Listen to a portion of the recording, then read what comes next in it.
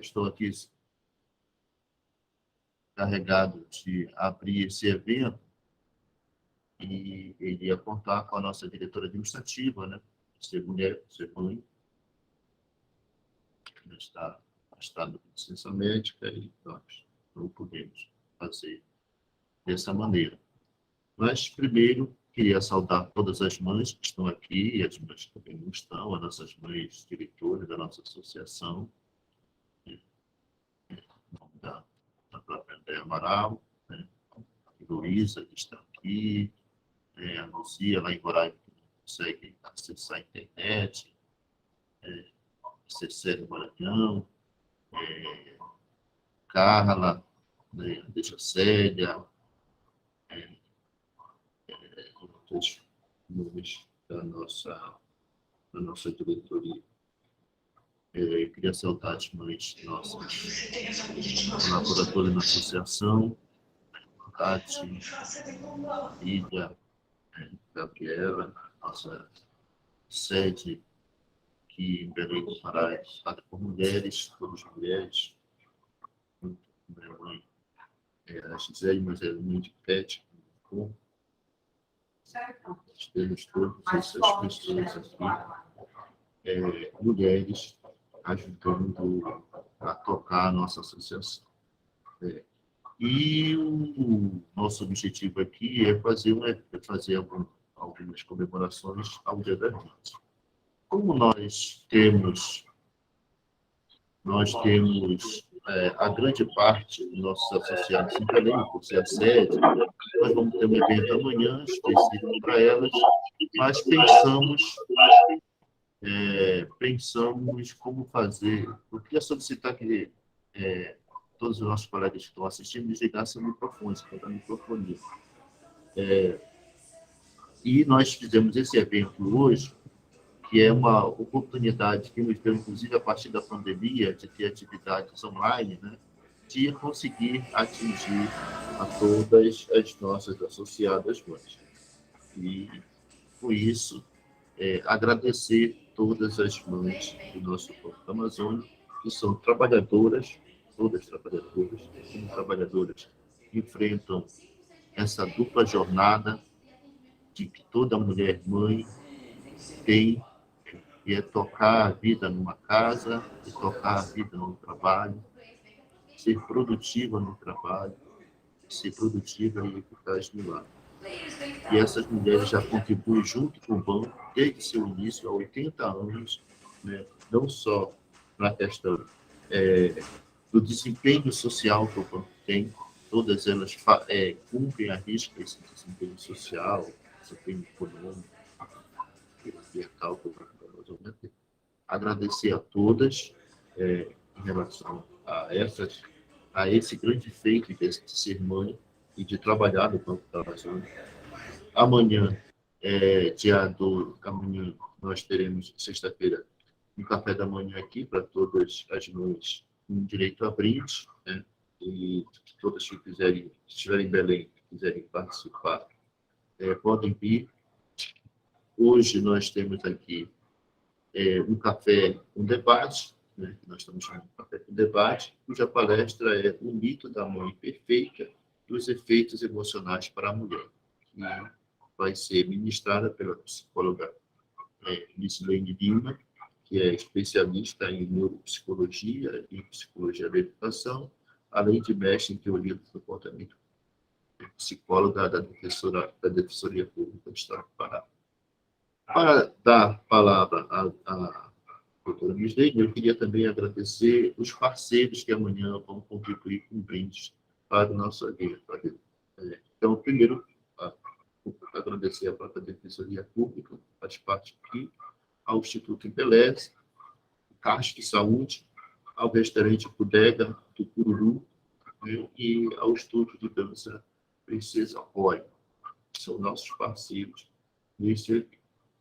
Então, eu queria passar a palavra para a psicóloga Mislene, né, e dar abertura a esse evento, agradecer a participação de todas e Nesse momento, a gente segura o microfone e depois da apresentação da doutora Mislene, aí a gente vai se inscrevendo, vai perguntando, vai questionando.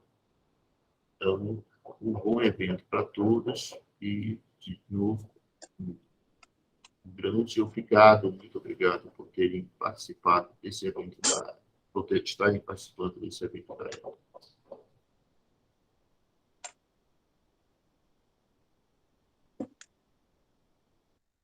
Doutora Mislene, psicóloga Mislene, a senhora.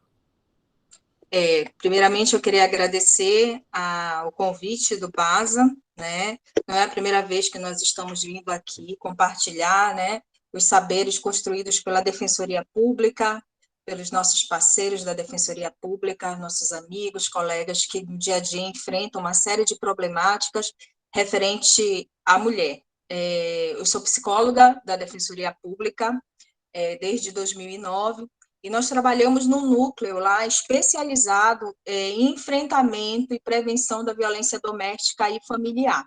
Então, desde 2009, a gente termina tendo acesso a muitas temáticas extremamente relevantes para o empoderamento da mulher, né? Não somente durante o atendimento, mas também para a gente estar aprofundando o nosso conhecimento para investir em capacitações para esse empoderamento acontecer.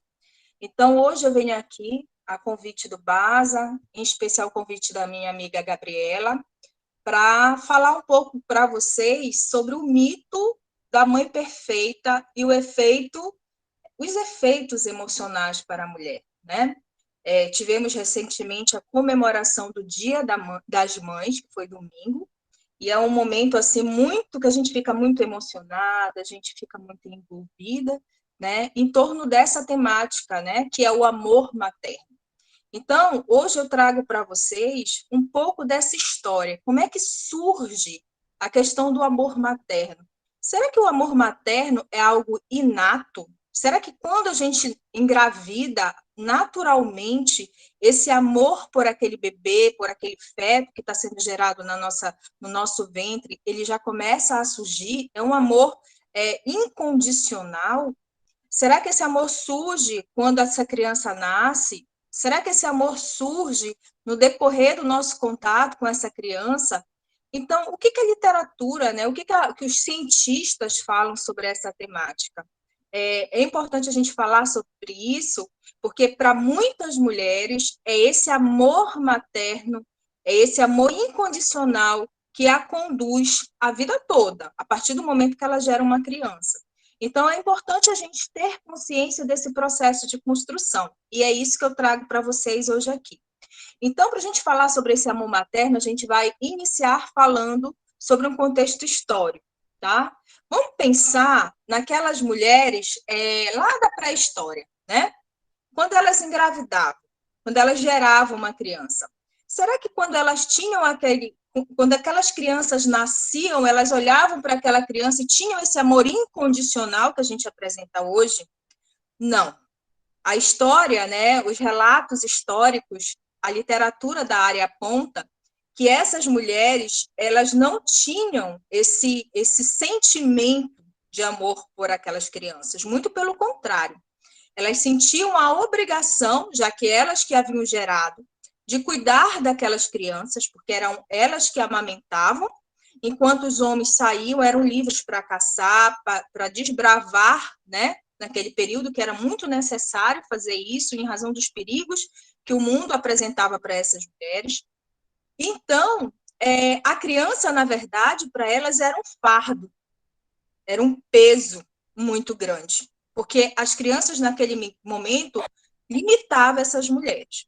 Mas, passando, né, pode clicar, por favor, pensando nessa perspectiva histórica, tem que voltar, Gabriela, no slide ainda do mito do amor materno, aspecto histórico.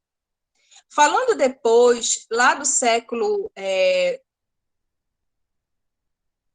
falando um pouquinho da antiguidade, da Idade Antiga, da Idade Média, a gente percebe que essa mulher ela vai mudando essa concepção materna. Na Idade Antiga e na Idade Média, a gente tem um homem como aquele que manda, né? A cultura patriarcal.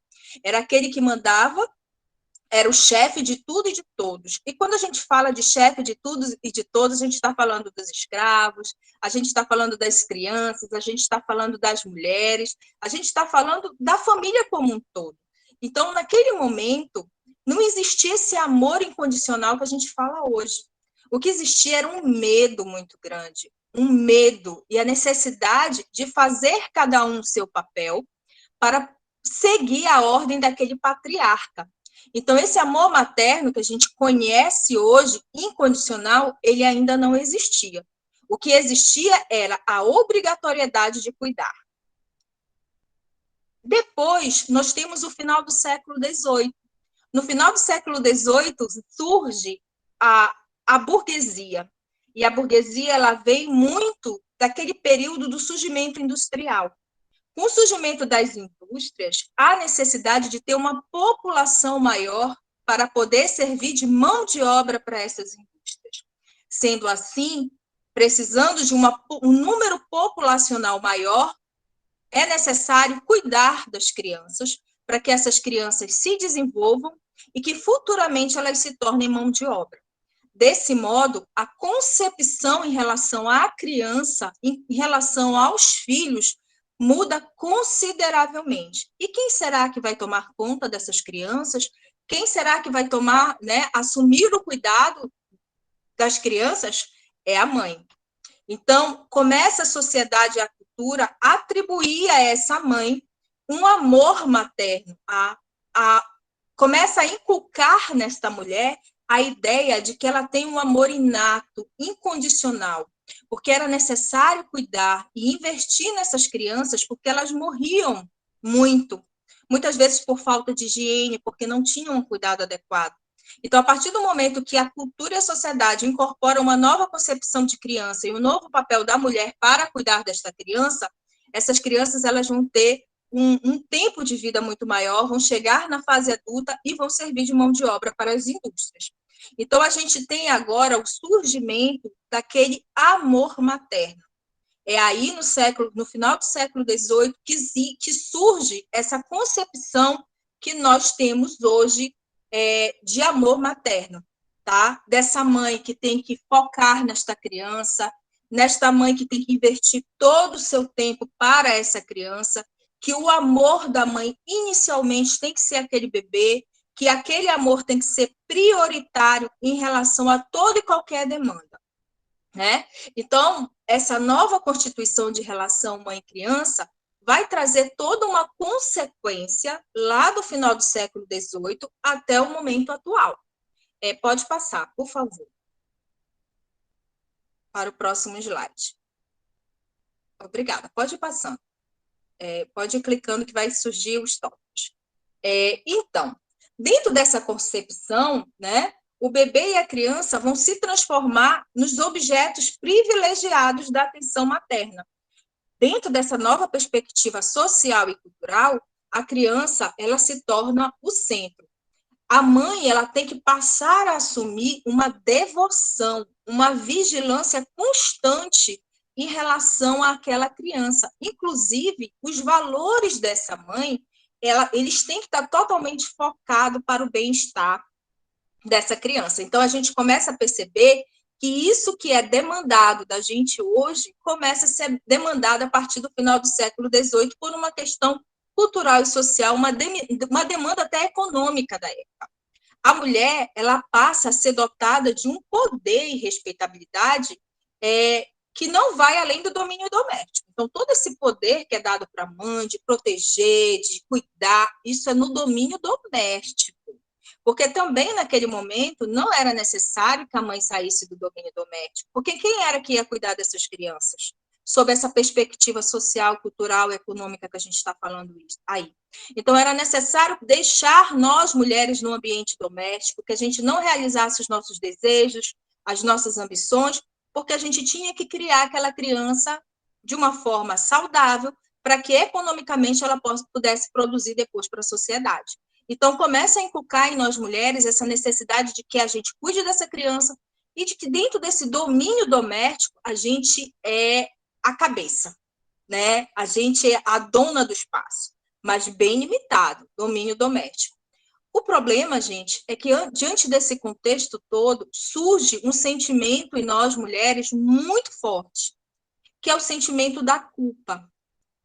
Essa culpa surge nesse momento, porque quando nós mulheres, a partir desse momento, não conseguimos cumprir o nosso papel de dona do lar, de cuidar do ambiente doméstico para proporcionar a essas crianças um ambiente saudável, com todas as demandas necessárias, a partir do momento que a gente não consegue ser, né, focar nessa criança para que ela evolua, se desenvolva da melhor maneira possível, a gente começa a se sentir culpada. E a sociedade, desde o final do século XVIII, passa a reforçar esse tipo de sentimento. De que forma? Realmente. Como é que essa criança está desnutrida desse jeito? A culpa é da mãe. Não é a mãe que é responsável? Como é que essa criança ainda não está estudando? Como é que essa criança está de tal forma?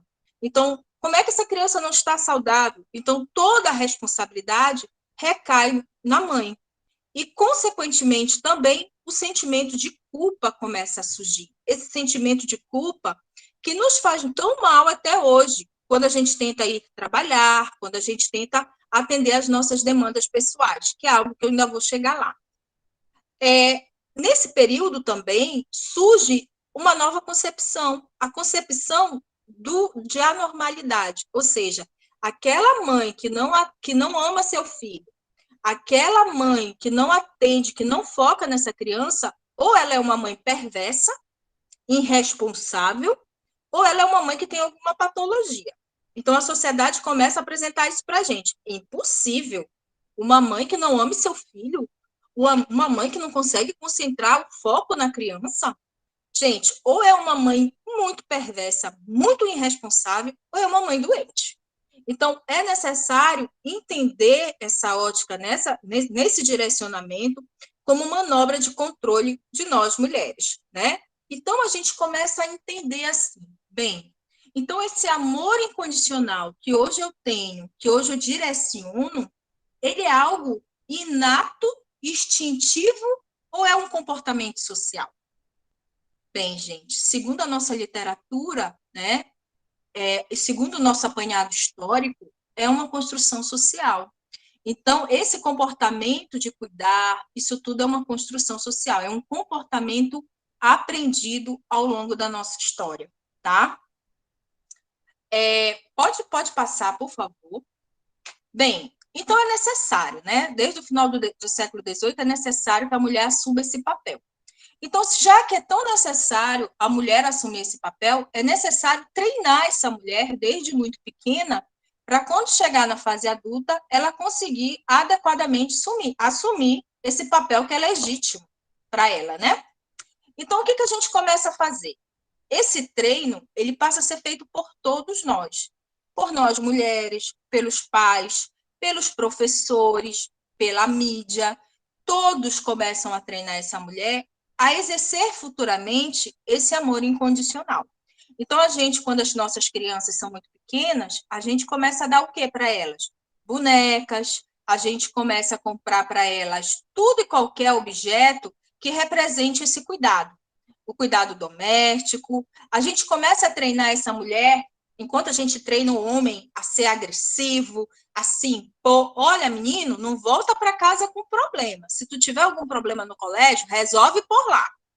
Se tu trouxer esse problema para cá, para casa, tu ainda vai apanhar. Então, a gente treina os meninos a serem mais agressivos. E quanto às meninas, quando elas chegam, elas choram, ela conta uma história, minha filha, menina educada é assim mesmo, você tem que ser carinhosa, você tem que ser empática. Então, que são justamente os cuidados que a gente espera de uma mãe.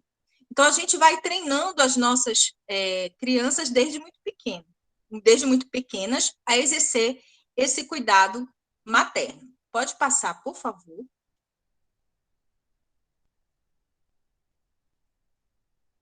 Bem, dentro dessa perspectiva, eu acabei de falar do papel da mídia. A mídia, e agora eu posso falar da televisão, na perspectiva, quando a gente fala de mídia, a gente fala de um leque de opções, né? Mas especificamente aqui eu vou falar da telenovela, até porque nós brasileiros, né, nós adoramos novelas. uma novela que representa muito bem essa questão desse mito do amor materno incondicional foi a novela Por Amor. Não sei se vocês lembram dessa novela, que foi feita pela Regina Duarte, Gabriela Duarte, que não foi assim, que foi até proposital que fosse mãe e filha que fizesse essa novela.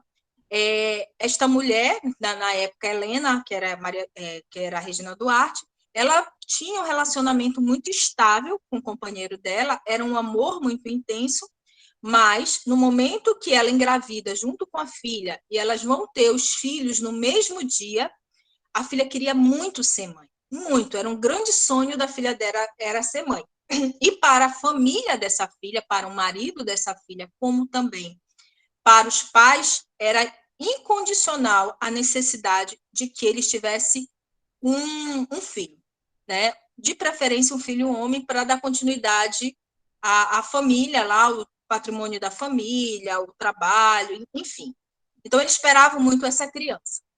A Helena, no momento do parto, como a filha perdeu a criança, ela simplesmente troca os bebês, tá? Ela não se preocupa com o fato do marido dela ter muito desejo de ser pai, ela não se preocupa com o fato dela estar fazendo um crime, né? Dela estar executando ali um crime, ela não se preocupa com o fato da possibilidade dela estar ali inventando uma grande mentira e perdendo a possibilidade de continuar um casamento que era feliz. Ela compromete a vida do médico que está auxiliando ela, inclusive ela faz referência a uma série de coisas que os vínculos familiares que ela tem com esse médico, e ela faz com que o médico seja cúmplice desse processo. Então, aí, essa novela, ela fala muito bem desse amor incondicional, que para ser mãe, que a mãe é capaz de fazer tudo para um filho. E aí isso é muito relativo, né, gente? Como? Até que ponto realmente é saudável esse amor incondicional, que é tão trilhado, tão divulgado, tão defendido pela sociedade? Até que ponto esse amor incondicional, onde essa mulher não olha para os seus próprios desejos, não olha para as suas próprias vontades, vive só em prol de uma criança, é saudável para essa mulher, emocionalmente falando? Até que ponto é saudável para essa criança ser o centro de tudo? No caso da novela, né, esta mãe, ela não permitia que essa filha já adulta fosse frustrada. Frustração faz parte da vida. Quem não vai ser frustrado um dia? Todos nós vamos ser frustrados. Então, essa mãe não queria que a filha sofresse, né? E ela termina adiando e gerando sofrimento maior quando a filha depois descobre que a criança não era filha dela. Então, assim, esse amor materno que a gente acredita, né, que seja tão favorável, não necessariamente é tão favorável. A partir do momento que você elege uma criança como centro da tua vida e você se anula, né? A partir do momento que você coloca essa criança como rei absoluto, é saudável para essa criança? Então, tudo isso a gente vai estar discutindo aqui ao longo da nossa palestra. Pode passar, por favor. Bem, dentro dessa concepção, né, que a gente tem trabalhado aqui na nossa palestra, a gente tem que falar de um movimento muito importante que nos ajudou ao longo das últimas décadas, né, a entender melhor essas relações, a não nos acomodar plenamente com o que o social e o cultural quer que a gente incorpore, que são os movimentos feministas, né? Os movimentos feministas, eles foram muito importantes para a gente enxergar essas relações, para a gente tentar entender que nós, mulheres, a gente também, né? A gente também tem direitos, a gente também tem vontades, a gente também tem desejos, né?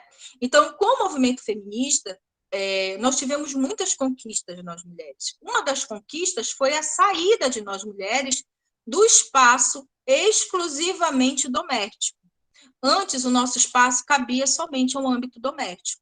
Com o movimento feminista, a gente passou a ter direito a voto, a gente passou a ter direito a uma série de conquistas.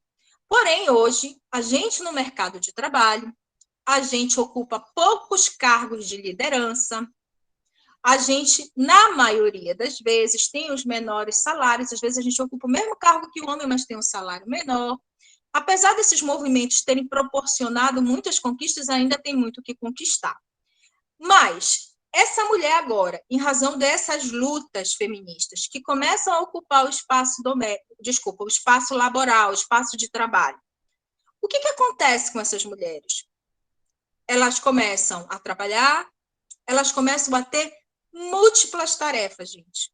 Quem é mãe aqui sabe muito bem que a gente passa a ter múltiplas tarefas, né?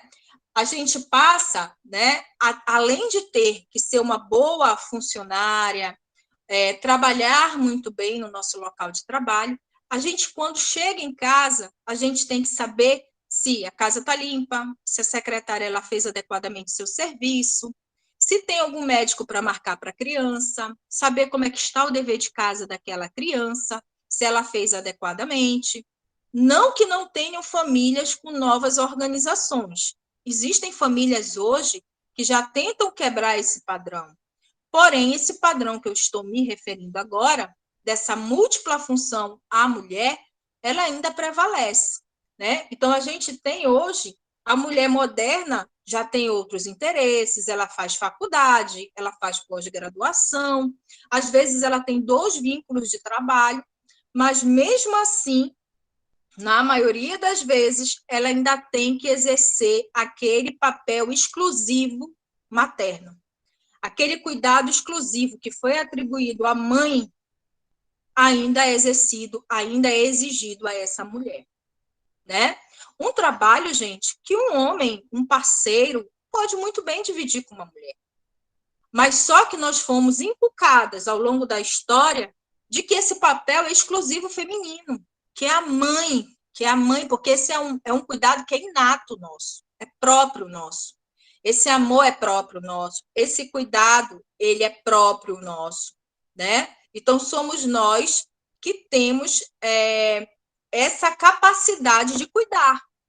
Então, essa capacidade só nós podemos fazer. A gente não pode dividir com o nosso parceiro, nós não podemos dividir isso com a nossa mãe, a gente não pode dividir com alguma outra pessoa que esteja ali a nos auxiliar, porque isso é inato da mulher. Então, a gente ainda continua colocando isso, e muitas vezes isso é muito prejudicial no relacionamento. Por quê? Porque você termina se sobrecarregando com todas essas demandas que você poderia estar dividindo com o outro, né? E esse contrato, esse acordo poderia ser muito bem no namoro, no início do relacionamento, e isso poderia amenizar o teu sofrimento, a tua sobrecarga, porque uma mulher sobrecarregada, que trabalha de manhã, que tem que exercer todos esses cuidados, ela vai chegar em casa morta. Ela não vai ter condições de cuidar adequadamente, de se cuidar, né? De olhar para o marido, ter para o companheiro, ter um bate-papo, assistir um filme. Assistir um filme? Nem pensar, né? Ela está morta, ela está dormindo lá. O cara está sentado na frente da televisão, ela está dormindo, encostada, só olheira, né? Por quê? Porque essas divisões elas não acontecem em razão de toda essa crença que a gente incorporou ao longo da vida, ao longo dos tempos, né? Pode passar, por favor. Sem contar, gente, tudo isso que nós estamos mencionando, a gente vai falar da mídia, né? Sempre a gente vai falar da mídia, porque a mídia ela é muito destrutiva para nós mulheres. Sem contar que, além da gente ter toda essa obrigação de cuidar da casa, cuidar dos filhos, e esse nosso desejo de ser inserida, de ser uma profissional, todos nós queremos nos realizar, a mídia ainda diz que a gente tem que ser esteticamente maravilhosa, né? Então, a mídia, ela termina projetando, né, essa ideia de mulher perfeita. Aí mostra essas modelos maravilhosas, essas atrizes maravilhosas, né? A Sabrina Sato e uma série de outras que tem uma realidade muito diferente da nossa, um salário muito diferente da nossa, uma rede de apoio familiar muito diferente da nossa, condições financeiras, uma série de coisas diferentes da nossa, e divulga para a gente como se esse fosse o padrão. E muitas mulheres começam a acreditar. Eu conheço pessoas, né? Eu também atendo em consultório, eu conheço mulheres, atendo mulheres que durante a gravidez elas têm resistência para tomar água, porque elas acreditam que tomar água vai engordar. Imagina o que é água no corpo de uma pessoa, em especial uma mulher grávida. Mas se a gente for entender numa perspectiva maior, a gente vai entender o quanto essa mulher, a gente pode dizer que mulher louca, que absurdo, mas vamos olhar de uma forma contextual, a gente vai entender que é a nossa, né, é o nosso contexto social que nos pressiona a ser perfeita. A gente está falando do período de gravidez. Depois que a criança nasce, a sociedade nos cobra a ter um corpo perfeito também, o quanto antes. A gente é olhada de canto de olho quando a gente está gorda. A gente teve nosso bebê, a gente está cuidando da nossa profissão, a gente está cuidando do nosso amor incondicional, do nosso cuidado com aquela criança. Temos que cuidar da nossa relação, né? A gente tem que manter aquele relacionamento e a gente ainda tem que cuidar da estética. E às vezes alguma coisa vai falhar. Nós não somos pessoas perfeitas. Então, alguma dessas situações ela vai falhar. E às vezes falta essa questão do autocuidado. A gente faz uma lista, bem, o que eu posso deixar para depois? A gente termina deixando para depois o nosso autocuidado. E aí, quando a gente não consegue logo voltar a esse corpo perfeito, nossa, que mulher descuidada, olha só como ela é descuidada, ela não se cuida, olha essa barriga, tá igual o corpo de mulher grávida. Enfim, então a mulher às vezes ainda está até amamentando, mas a cobrança ela é terrível, ela é adoecedora. Né? Então, tudo isso a gente vivencia e muitas vezes essas cobranças, elas partem de outras mulheres, que é mais triste ainda da gente perceber. Pode passar, por favor.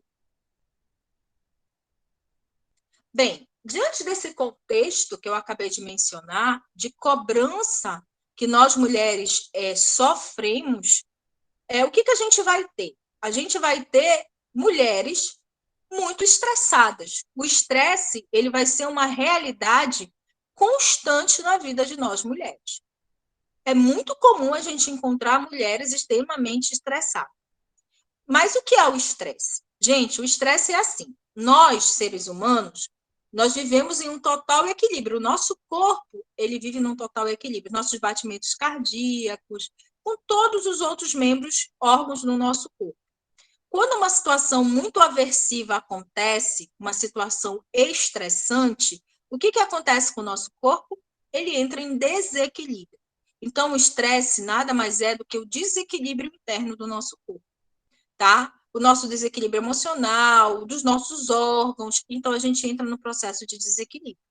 Bem, o estresse, ele tem fases. Na fase inicial, a gente começa a sentir uma dor de cabeça, uma indisposição, um mal-estar. Se essa situação estressante ela permanece, o estresse que antes era inicial, ele se torna um estresse crônico. E aí, o que pode acontecer contigo? A tua imunidade, ela pode baixar.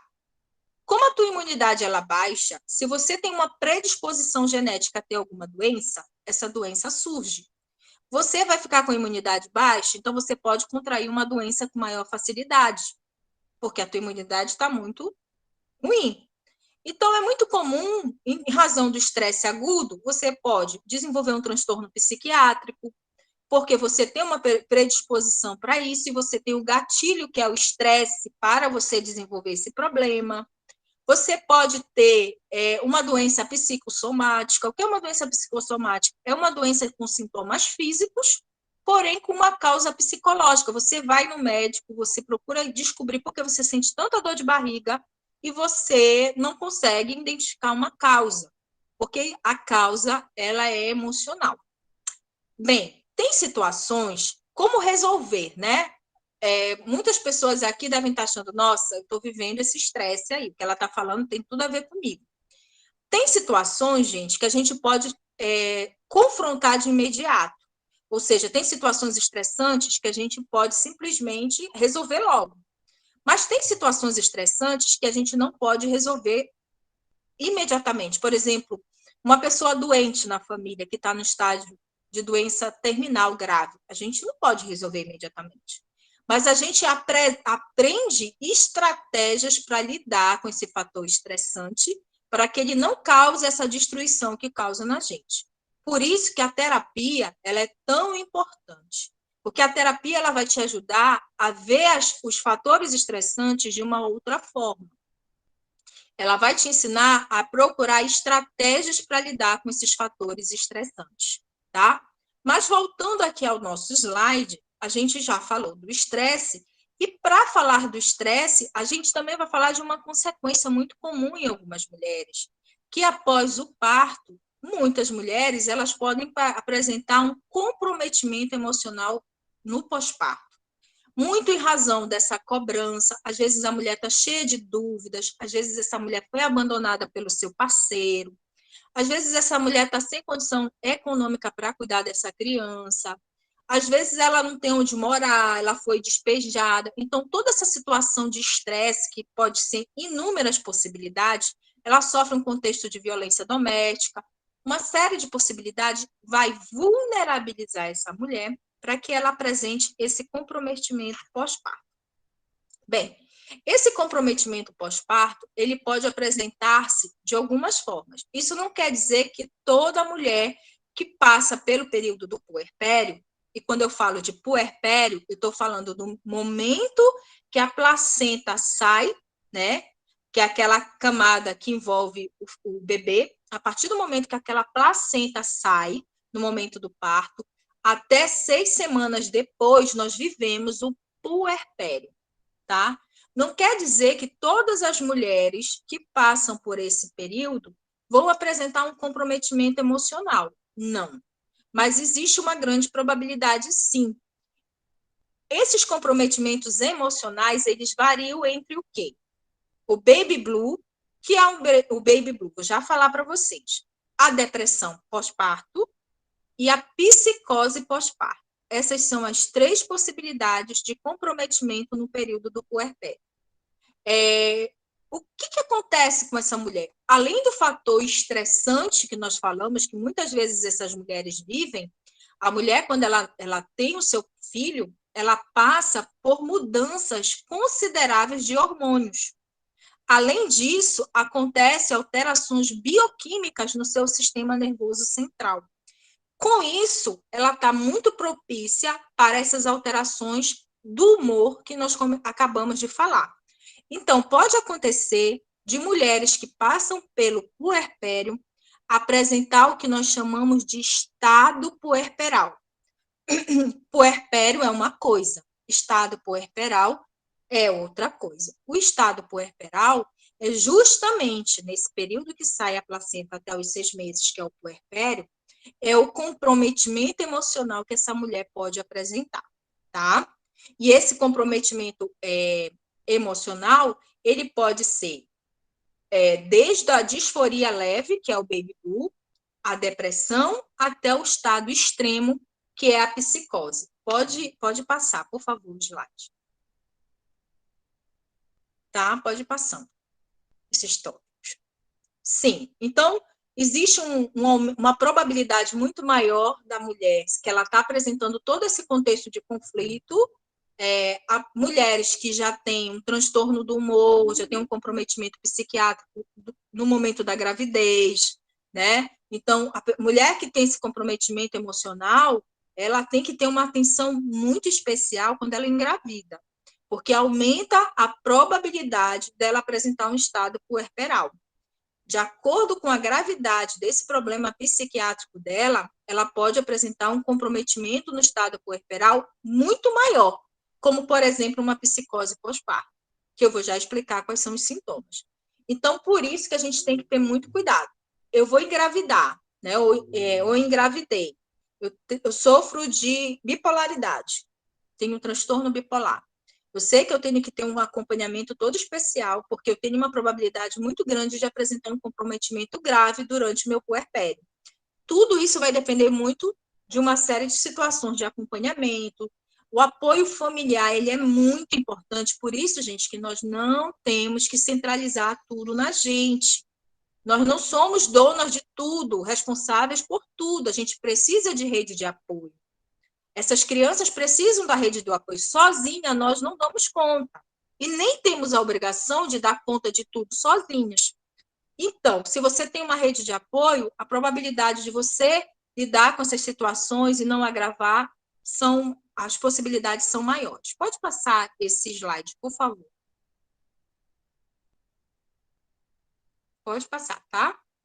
Bem, aqui a gente vai fazer uma diferenciação entre o que é esse baby blues, que eu acabei de mencionar, e o que é essa depressão pós-parto. Bem, gente, baby blues é essa melancolia que a mulher sente nesse período do puerpério, que é aquela tristeza, aquela falta de vontade de fazer algumas coisas, mas não é uma coisa assim tão intensa. Ela fica ansiosa, nervosa com facilidade, ela tem uma certa dificuldade de se concentrar, apresenta um cansaço, dificuldade para dormir. Isso a gente chama de baby blues, mas não chega a uma intensidade de uma depressão. A depressão, a tristeza, ela não é esporádica, ela é contínua e ela é intensa. Na depressão, a mulher ela vai ter um sentimento de culpa absurdo, que é muito característico do depressivo, se sentir culpado por tudo. A autoestima dela vai ficar ruim, ela vai se sentir desanimada. É muito comum a mulher, no momento da depressão, não ter interesse algum pelo bebê. Ela simplesmente se descuidar da criança. Isso é perigoso, porque a criança pode cair, ela pode não cuidar adequadamente da criança. Então, por isso que é importante o diagnóstico para que essa criança possa ter um apoio que essa mãe não deve estar em condições para fazer os cuidados. Ela pode também ter até mesmo dificuldade de se cuidar, não conseguir tomar banho, não conseguir se alimentar. E olha que é extremamente importante a alimentação materna, porque não somente pela mãe, mas pela criança, porque ela vai estar amamentando. Então, ela pode se recusar a comer, ela pode não ter falta de apetite, dificuldade também de dormir. Então, do baby blues para a depressão, a gente percebe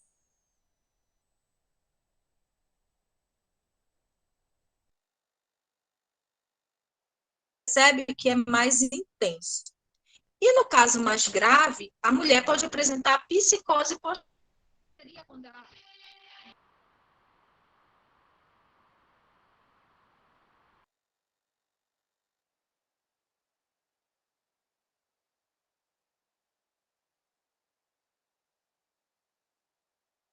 começa a ver coisas, quando ela começa a ver coisas, quando ela começa a ouvir coisas. Então, nessa condição, gente, ela pode simplesmente representar um risco para essa criança, porque ela pode até cometer o infanticídio. Ela pode simplesmente olhar a criança e ver outra coisa nessa criança, e ela pode cometer o infanticídio, certo? Pode passar, por favor.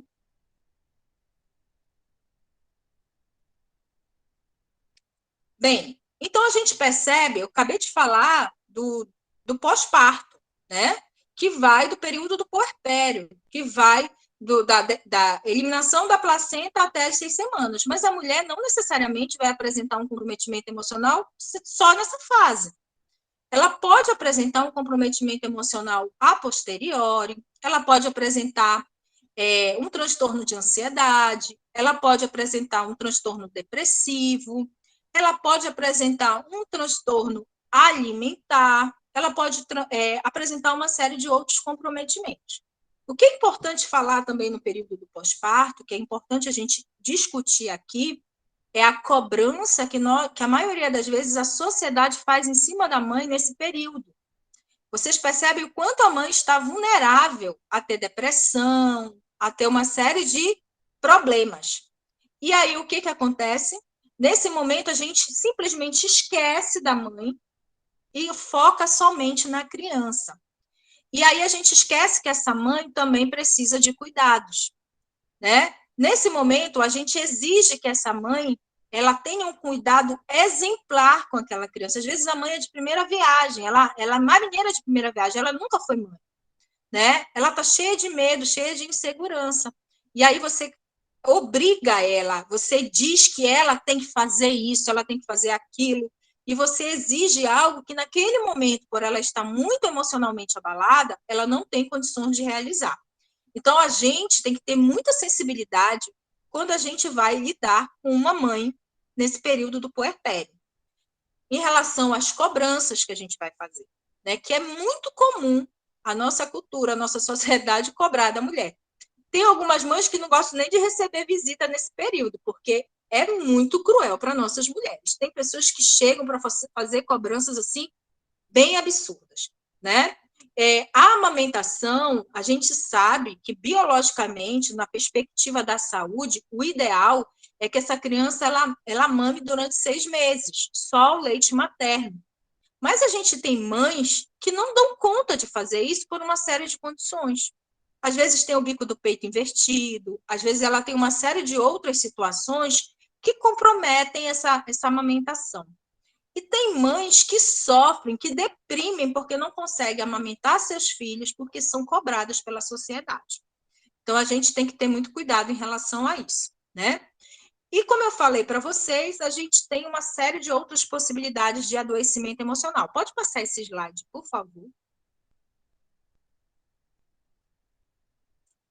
A gente tem uma série de possibilidades, né, de adoecimento emocional. A gente tem a ansiedade, né? É importante a gente diferenciar a ansiedade normal da ansiedade patológica. Ansiedade, gente, todos nós podemos ter, né?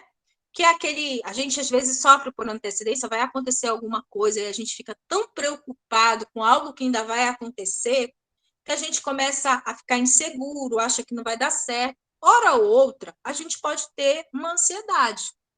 O transtorno de ansiedade, ele se instaura quando esse medo de algo futuro, ele se torna muito intenso, ele se torna crônico e ele começa a comprometer a nossa vida. Então, a gente começa a viver em prol de um futuro que talvez vá acontecer e a gente sempre projeta nesse futuro o pior, né? Então, o ansioso, ele é assim. Então, ele não vive o aqui e agora, ele vive uma possibilidade que às vezes nem isso vai acontecer. Essa possibilidade, esse fato ruim que ele espera que aconteça, desculpa, vai acontecer. Então, os pensamentos do ansioso sempre são voltados para ideias muito pessimistas, sempre coisas. Ele nunca pensa coisa boa, sempre coisas muito ruins, tá? Nós temos uma série de transtornos de ansiedade. A gente tem as fobias, a gente tem os transtornos de ansiedade generalizado, tem uma série de transtornos. Pode passar, por favor? Aqui eu trago um quadro que é bem interessante para a gente diferenciar o que é o medo da ansiedade. O medo é algo que você está tenso em relação a uma situação real. Aquela situação está presente. Aquela situação vai acontecer de fato. A ansiedade, você vive em prol de um perigo, de uma possibilidade de um perigo, de algo que pode ser que aconteça, e você sofre em razão disso. O medo, a sensação e a reação é de algo mais concreto, tá? Pode passar esse slide, por favor.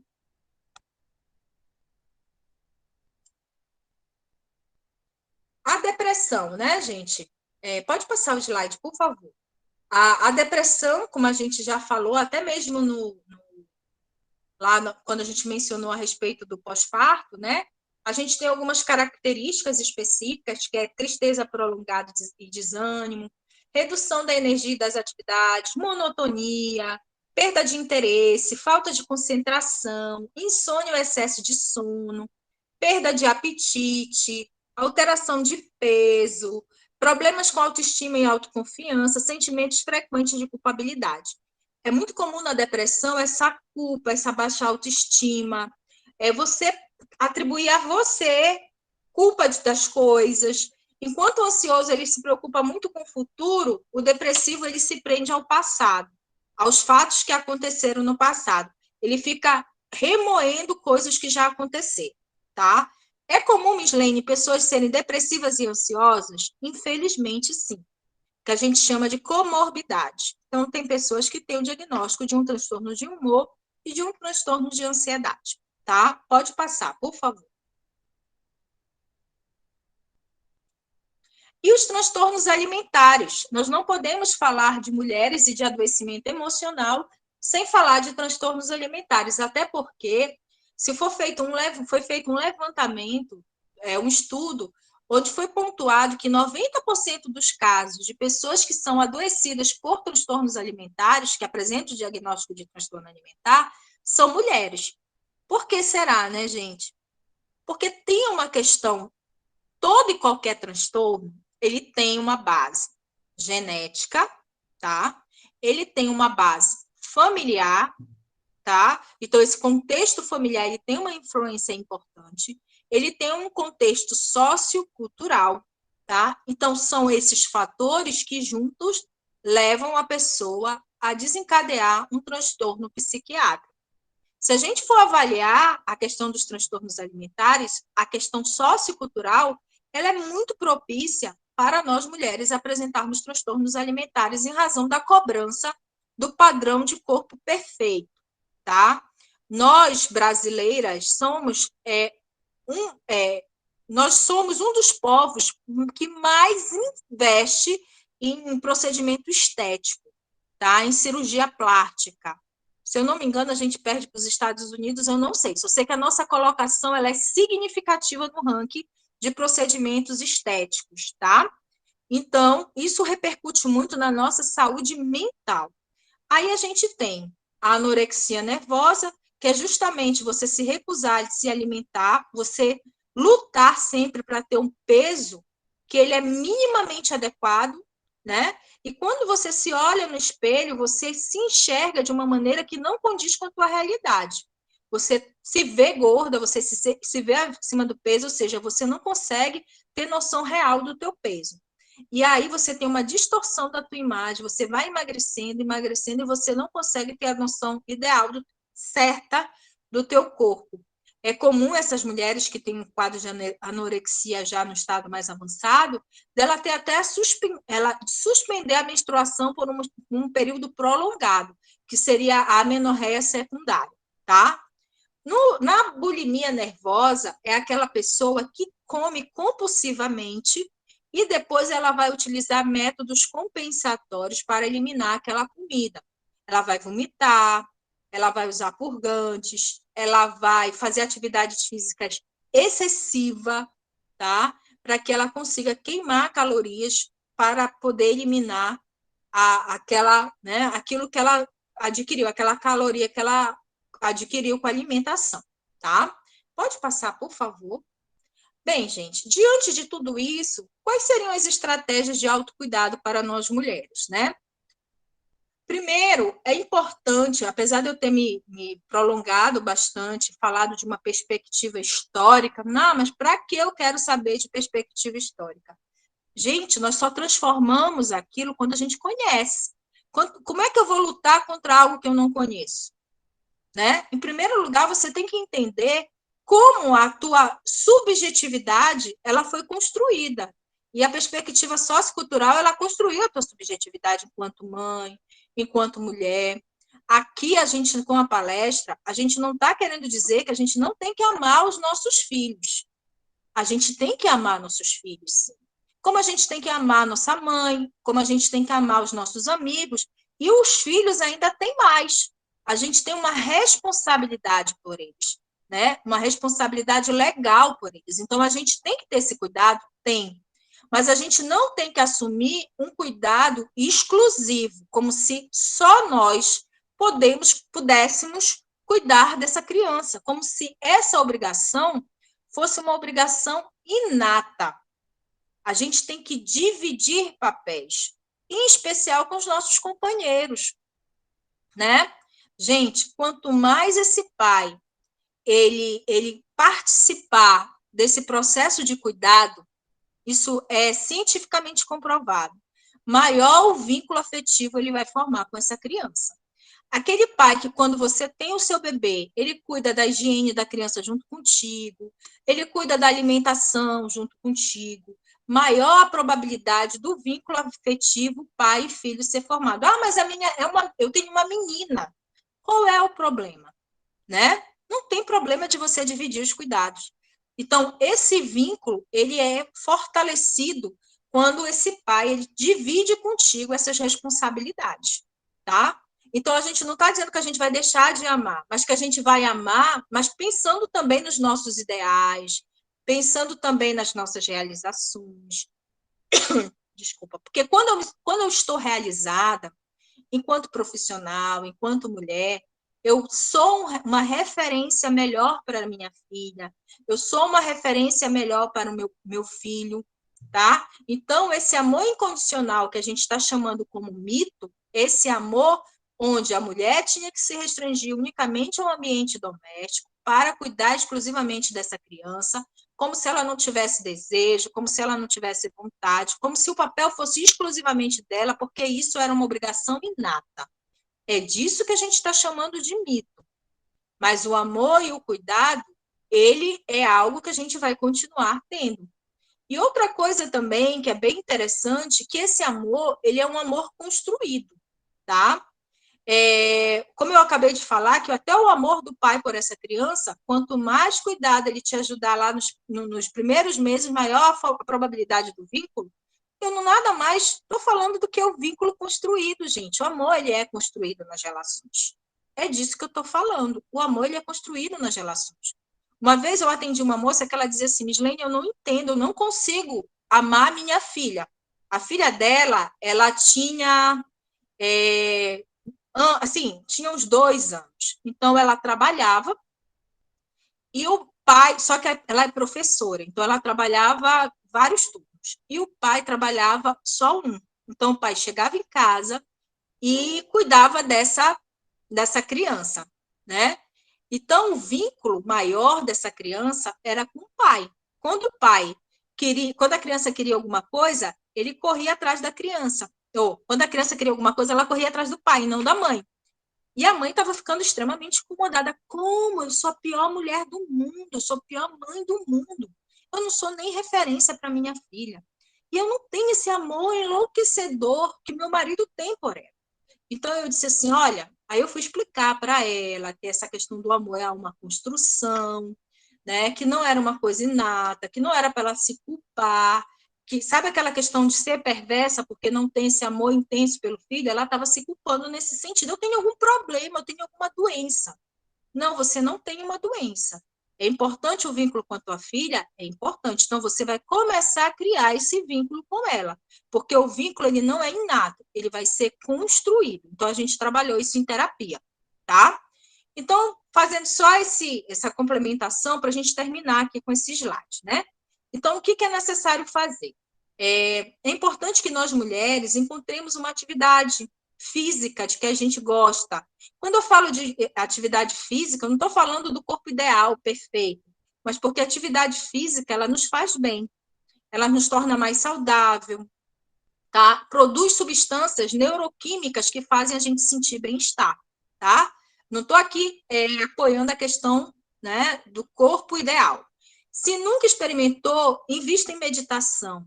Meditação, técnicas de relaxamento, alivia a ansiedade, alivia o estresse. Hoje a gente tem várias técnicas na internet.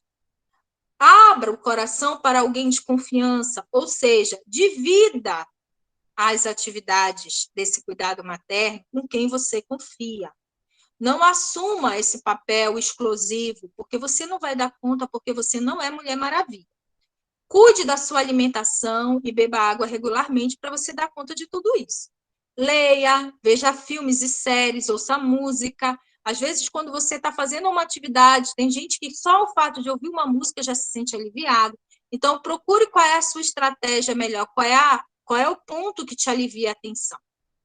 Cuide-se também de fora para dentro. O que seria cuidar de fora para dentro? Às vezes você está em casa, cuidando da tua filha, e aí você se esquece de você.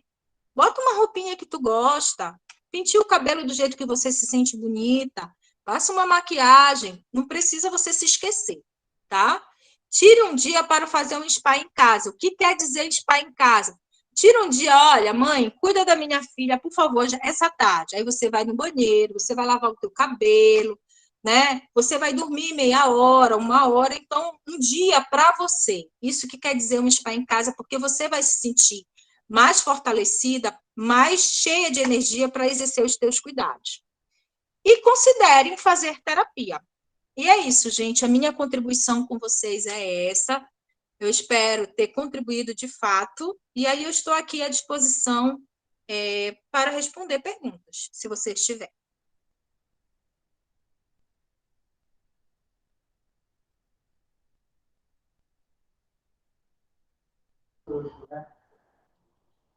Doutora Mislene, bom Oi, dia. bom Heloísa, dia. aqui do Sindicato do Tocantins. Primeiro, parabenizar aí pela palestra, né? E foi muito importante essa sua colocação, essa explanação, que muitas mulheres, elas sofrem consequências justamente por trabalhar, e trabalhar muito, não só em casa, como foi citado, mas em outras áreas também, e até áreas familiares, né, que não é só na casa dela, né, atendendo a família, os colegas e o trabalho em si. Então, assim, qual a perspectiva que a gente pode ter na atualidade, na situação que nós vivemos? Porque a gente continua sofrendo consequências de tudo isso, né? Então, eu gostaria que a senhora desse uma posição, mesmo porque eu me sinto muito assim também culpada de algumas coisas, né? E a sua explanação para mim foi excelente, porque fez eu entrar numa realidade que eu não estava observando, e principalmente pelos fatos históricos aí, né, que a senhora citou, que foi muito importante para a gente entender a nossa evolução, né? E o quanto nós temos que evoluir ainda. Então, assim, eu só gostaria que a senhora colocasse alguma coisa em relação às perspectivas, né, psicológicas e outras da sua área também, fora da sua área, em relação a essas ações que estão sendo feitas, inclusive com leis aí que vão em choque, muitas vezes, com aquilo que o feminismo, né, e não só as feministas, querem. É isso que eu queria, só uma colocação sobre isso, senhora. Bom dia, gente. Vamos fazer uma Bom dia. dinâmica o seguinte. Antes da doutora Michele falar, também está aberto o chat, tá? Vocês podem colocar as perguntas no chat, a gente vai lendo para a doutora Michele, tá? E manter o seguinte, quando alguém estiver falando, o microfone desligado, para não causar microfonia, tá, gente? Então, doutora Michele. Aí eu acho que nós podemos fazer essa dinâmica. A pessoa pergunta e responde, só que a gente tem que também colocar um teto também depois para ver onde é que a gente vai. Porque está ocupando tempo também, ocupando o tempo da doutora Michele. Bom dia a todos. Outra coisa, agradeço, gostei muito da palestra, muito interessante. Esse tema, assim, eu fiquei assim, muito impactado, né? Coisa que eu não percebia, né? Acabei percebendo com as colocações da doutora Michele. E peço para também tirar da tela o celular de alguém aí que está. Posso responder, então, essa questão? É melhor responder, acho que Isso, senhora. contribuir, né, com a Heloísa. Heloísa, a primeira transformação de nós mulheres é a gente iniciar esse processo de conscientização, né? Eu acho que a partir do momento que você está aqui nessa palestra e se choca, né? Nossa, eu ainda não tinha parado para pensar nesse processo. Então, tu já está dando o primeiro passo nessa construção, nessa mudança, que é você estar entrando no processo de consciência de como essa subjetividade foi construída. Por que você se sente culpada? Né? Então, você vai começar a questionar, será que eu preciso me sentir culpada? E começar a considerar, Heloísa, as coisas que você faz. Porque muitas vezes nós, mulheres, a gente se cobra, a gente se apega, porque a gente é treinada para ser mulher maravilha. Ou melhor, a sociedade espera que nós sejamos mulheres maravilhas, ou seja, que a gente faça de tudo, né? Então, começar a entender que você não vai fazer tudo porque é impossível fazer tudo. E começar a considerar as coisas boas que você faz. Porque eu tenho certeza, Heloísa, que você faz muitas coisas boas nesse cuidado. Só que a gente tem a tendência, e isso é adoecedor, a focar só nas coisas negativas. Aquilo que eu não dou conta de fazer. Ah, mas eu não dou conta ainda de acompanhar a minha filha no estudo. Eu trabalho, eu consigo pagar o colégio dela, eu consigo dialogar com ela, eu consigo estar presente, da maneira que eu posso, mas eu ainda não consigo sentar com ela para estudar. Eu sou a pior mãe do mundo. Então, a gente termina se fixando numa determinada coisinha que a gente ainda não consegue fazer. Então, é começar a gente valorizar aquilo que a gente faz. É começar a gente considerar que a gente não é capaz de fazer tudo, porque nós somos seres humanos com limitações, como qualquer outro ser humano, e começar a entender que nesse processo de não ser capaz de fazer tudo, porque sou um ser humano, eu preciso dividir tarefas. Eu preciso ter uma rede de apoio. É indispensável, gente, a gente ter uma rede de apoio, porque, de fato, essas crianças, elas precisam de quê? Elas precisam de amor, e não só de amor. Elas precisam de limites, elas precisam de regras, elas precisam de rotina. E, às vezes, quando a gente sai, a gente vai realizar, porque nós precisamos também nos realizar enquanto profissionais, as crianças ficam ali. Outras pessoas têm que assumir esse papel, mas não necessariamente você, mãe. Cadê o companheiro? Cadê o pai dessa criança? Então, você precisa de uma rede de apoio, porque essa obrigação não é só tua, né? Então, o que é importante mas quando as coisas não derem certo 100%, que é quase impossível dar, é você não se responsabilizar e não se culpar por isso, porque a única culpada não vai ser você, né? E nem chamo culpa, eu acho que culpa é um sentimento muito forte. Eu acho que você não é a única responsável por isso. Existem responsáveis por isso, né? E começar a considerar o que você faz. Eu acho que é importante, muito importante isso. E essa relação de amor com teu filho, muitas vezes, ele é mais importante. Às vezes você ocupa pouco tempo do teu dia, mas tu ocupa um tempo com qualidade. Tem mães que passam o dia todo com as suas crianças e não são referência, entendeu? Então, assim, tu dialoga com teu filho quando tu chega, né? Tu tem que ter um tempinho, né? Se você quer ser referência, né? Porque eu quero ser referência, eu não quero ser essa mãe absurdamente Mulher Maravilha, mas eu quero ser referência para minha filha porque eu amo minha filha, né? Então, o pouco tempo que eu estou com a minha filha, eu vou me servir, eu vou ser referência para ela, eu vou conversar com ela, eu vou procurar saber o que ela gosta. Gente, eu só vou abrir aqui a porta, desculpa. Outra questão também. A minha filha adora jogar, né? Não jogo de videogame, mas jogos. Então, eu procuro comprar jogos, e à noite eu sento com ela, cansada, mas eu jogo com ela. Porque é um momento que eu aprendi que a gente vai fazer alguma troca.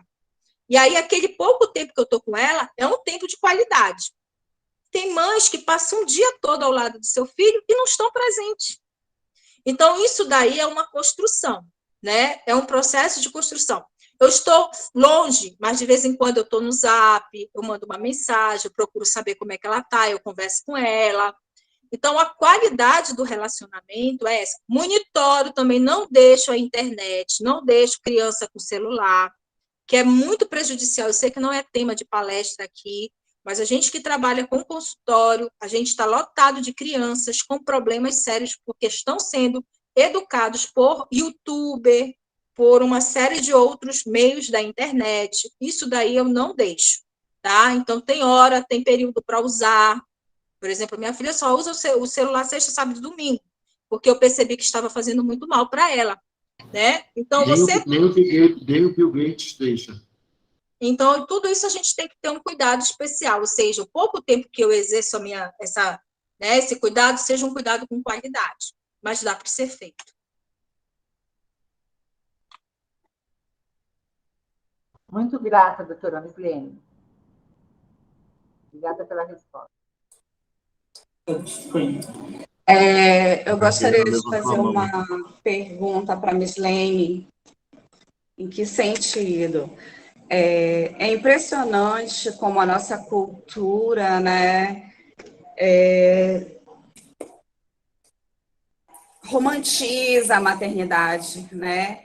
Imputa às mães um protagonismo que é severo demais. Nós temos que estar... Nós somos, durante a gravidez, responsáveis por nos alimentarmos bem para nutrir aquele feto, né? Então, você é cobrada desde aí no nascimento, você não foi capaz de um parto normal, de conseguir o parto normal, é fraca.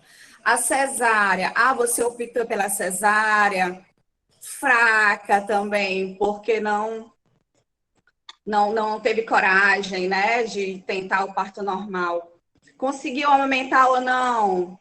Críticas, né? A forma como você está cuidando, críticas. Enfim, eu quero te perguntar, Mislene, porque essa cultura é muito forte. E eu vejo essa necessidade de criar minha filha de uma forma diferente, e eu tenho feito. A minha pergunta é: de que forma você acha melhor a gente fazer esse enfrentamento dentro de casa, com os nossos parentes, com essa própria rede de apoio, para que eles entendam que esse protagonismo é nocivo, que é imputado à mãe, né? Que todos podem e devem ajudar. É responsabilidade de toda uma família a condução de uma criança, cada um em seu papel. A minha pergunta é: de que forma a gente consegue fazer esse enfrentamento de uma forma mais saudável para tentar aculturar a nossa sociedade, para abrir os olhos em relação às mulheres, né, às mães, e a todos os males que esse tipo de cobrança, que esse tipo enfim, desses males, né, que a gente sofre historicamente. Como é que a gente pode fazer esse enfrentamento? Até porque você mesma falou, a gente sofre com isso, e, inclusive com as nossas mães, que são mulheres que nasceram e foram criadas dentro dessa perspectiva de cuidar. A mulher nasceu para cuidar, para se doar, para somar papéis, para ser protagonista, né, desses cuidados, dessa doação.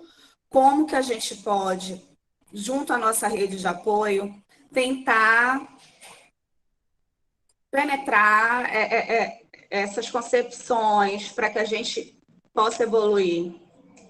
Então, Gabriela, assim, vamos pensar nas nossas mães, né? As nossas mães, com certeza, elas não tiveram a oportunidade de ter uma discussão como essa, né? Elas fazem parte desse processo histórico tanto quanto nós. E olha que a gente vem de um outro momento, né? Onde os movimentos feministas cada vez estão tomando mais espaço, estão discutindo mais. Tá aí a internet, que tem coisas ruins, mas também tem coisas boas. Os movimentos estão ali divulgando coisas, a gente está entendendo. E muitas vezes essas informações e esses debates não chegaram até elas.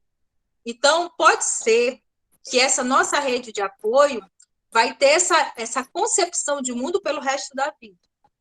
A gente tem dois caminhos. Primeiro, a gente tenta conversar, a gente tenta dialogar e a gente tenta repassar para essas pessoas que a gente precisa, mãe, tia, que se predispõe e cuida bem dos nossos filhos. Muitas vezes a gente deixa com a nossa mãe, termina... Nossa, eu vou ter que deixar lá, porque a gente sabe que é seguro fisicamente deixar, não vai acontecer nada com a nossa tia, com uma prima, mas a gente sabe que elas têm uma concepção de mundo muito antiga e que falam coisas que nos machucam, mas a gente precisa delas. Aí o que acontece? Primeiro passo, a gente vai tentar o diálogo, a gente vai tentar informar sobre essas perspectivas novas, né? Que também, de alguma forma, aprisionou essas mulheres, essas nossas mães, tias, primas. Porém, se a gente percebe que a gente não consegue mudar o outro, a gente tem que se mudar. Como é que a gente se modifica? Começando a filtrar. Então, eu tentei. Quando as pessoas me falarem determinadas coisas, isso não vai mais me ferir. Porque a gente consegue mudar a gente. O outro, a gente não tem esse poder. A gente pode tentar. Então, assim, eu vou ouvir muita coisa da minha mãe, de que, nossa, tu passa o dia todo trabalhando, a tua filha está em casa. Não é você que tem que trabalhar o dia todo, é só o teu marido que tem que trabalhar o dia todo. Então, a partir do momento que ela não entende que trabalhar o dia todo para mim não é porque eu quero colocar apenas dinheiro em casa, é porque eu me sinto realizada. Eu já expliquei isso para ela milhões de vezes. Eu já não vou mais ouvir, né? Ou seja, eu vou escutar, mas eu não vou processar mais aquela informação, porque eu estou me trabalhando para isso. Então, muitas vezes eu sei, é uma pessoa que eu amo, a minha mãe, ela vai continuar ali na minha vida, se Deus quiser, por muito tempo, mas quando ela falar determinadas coisas, eu vou olhar para ela e vou dizer, sim, mas eu não vou mais. Isso não vai mais me machucar, porque eu não vou mais permitir. Então, é um trabalho que eu vou fazer comigo mesma, porque eu não consigo mudar o outro. É um trabalho que vai ser agora eu comigo mesma, entendeu? Então, aí isso daí vai te permitir sofrer menos. É igual a questão do estresse que eu falei ainda agora. Que tem situações de estresse que a gente pode mudar. Mas tem situações de estresse que vai ser crônico. A vida todinha, aquele fator que te estressa vai estar ali. Tu não pode mudar. Tu queres a tua mãe, né? A tua tia, a tua prima, aquelas pessoas, porque tu ama essas pessoas. Tu vais aprender a lidar com elas, né? Estratégias para lidar com elas. É isso que a terapia, quando a gente não consegue fazer isso sozinho, a terapia ela é um bom meio para nos ensinar essas estratégias, tá? É isso. E aí eu quero só acrescentar uma coisa, assim, eu tenho uma cliente que é bem interessante, porque tem mulheres, gente, que não assumem esse papel de protagonista e não assumem papel nenhum de cuidado, né? E às vezes os filhos, eles também esperam isso dos seus pais, porque a sociedade define que os pais terão esse papel.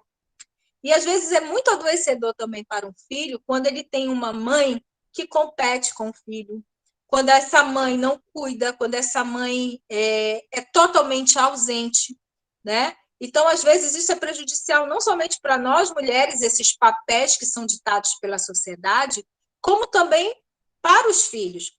Eu tenho uma paciente no consultório hoje que ela tem todo um processo de adoecimento emocional porque a mãe nunca assumiu o papel que é ditado pela sociedade. Então, ela não consegue entender o que ela fez, olha só, a culpa é dela. O que ela fez para ela não ter a mãe ideal? Então, aí é trabalhar em cima dessa questão de que não, a culpa não é dela. A mãe dela deve ter tido uma construção diferenciada, né? Mas como a gente assumir, a gente adotar esses papéis como verdades absolutas, é muito adoecedor para as pessoas.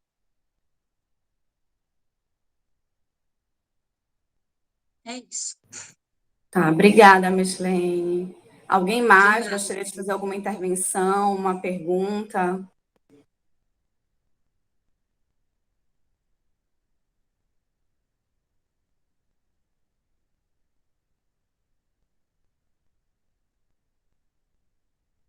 Não? Bom, a gente gostaria de ressaltar que a palestra será gravada, está sendo gravada, vai ficar disponibilizada nos nossos canais de comunicação da EBA, no YouTube da EBA, e que quem desejar posteriormente enviar alguma pergunta, encaminhe para o nosso WhatsApp, tá? O WhatsApp da associação, que a gente vai encaminhar, doutora Mislene, pode ser, doutora? Pode, perfeito, pode sim. Para que ela responda, né? E a gente reencaminha essa resposta para vocês, tá bem? Passa a palavra para o nosso presidente Gilson. Eu só queria agradecer, doutora Mislene, pelo seu tempo. Tá? Foi uma palestra excelente, toda. Eu acho que muita gente ainda vai pensar, tá? As coisas que foram colocadas aqui, e isso vai suscitar com certeza o debate, palestra e tal. Também suscitar logo outras dúvidas que podem ser encaminhadas, como a Gabriela falou. Tá? Agradeço a participação de todas que estão aqui. Veja Célia e a Luísa, nossa todas as nossas associadas, né? E os associados, né? Diretores que estão e assistiram essa palestra. Lembrando que amanhã nós temos uma atividade aqui na sede, né, instituição de crimes para as mães que estão aqui em Belém, que participaram da nossa sede. Tá? Um abraço.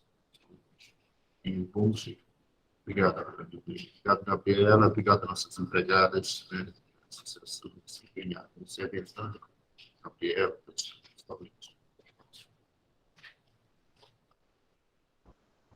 Obrigada, Gilson. Foi excelente aí, viu? Parabéns. Então, um abraço para todos. Como a Gabriela falou, eu estou disponível se tiver alguma pergunta. Ela tem meu contato, meu zap, e aí eu vou ter maior prazer de responder, tá, gente? De contribuir de alguma forma, tá? Só colocando que a gente tem um núcleo de atendimento especializado a mulheres em situação de violência doméstica. Lá, ele fica na 1º de março, atrás do Princesa Loçan, bem perto de vocês. Então, se vocês Só uma precisarem... coisa, todo mundo ligue a câmera para a gente fazer um print para guardar a imagem, tá? Por favor. Para quem tiver condições de fazer isso. Pode continuar falando. Estou com problema com a minha câmera, Gilson, mas eu vou tentar. Está saindo só um golfinho aí.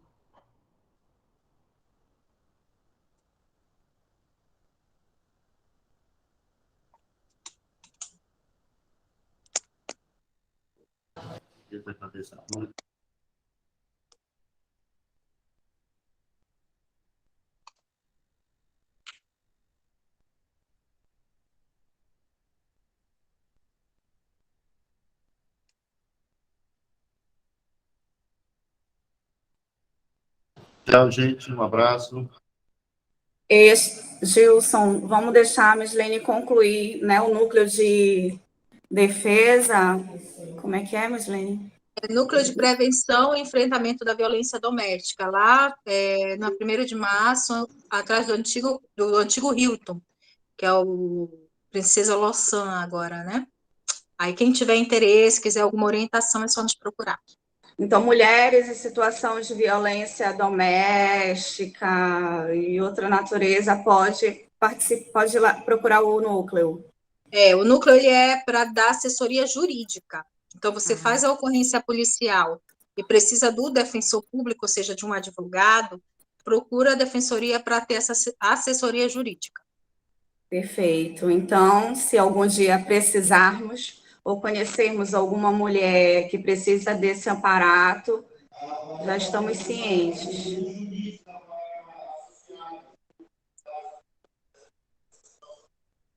Certo. O meu presidente está lembrando que a associação também disponibiliza, né, a todos os associados e associadas assessoria jurídica. Então, se em algum momento você mulher, você mãe, sentir a necessidade de uma consultoria jurídica, estamos aqui, tá bem? Pode nos procurar. Obrigada a todos, um excelente dia. As nossas associadas convidamos para amanhã estarem presentes. Tati, você está olhando aí que entrou um oportunista aí. Então, gente, estamos finalizando a nossa palestra, agradecendo a Mislene, agradecendo a participação de todos. Um abraço e esperamos vocês também nas próximas palestras que realizarmos dessa forma. Um abraço, um bom dia. Até logo. Um abraço, Gabi. Bom te ver, meu amor. Também. Beijão, gente. Beijo. Tchau. Tchau, tchau.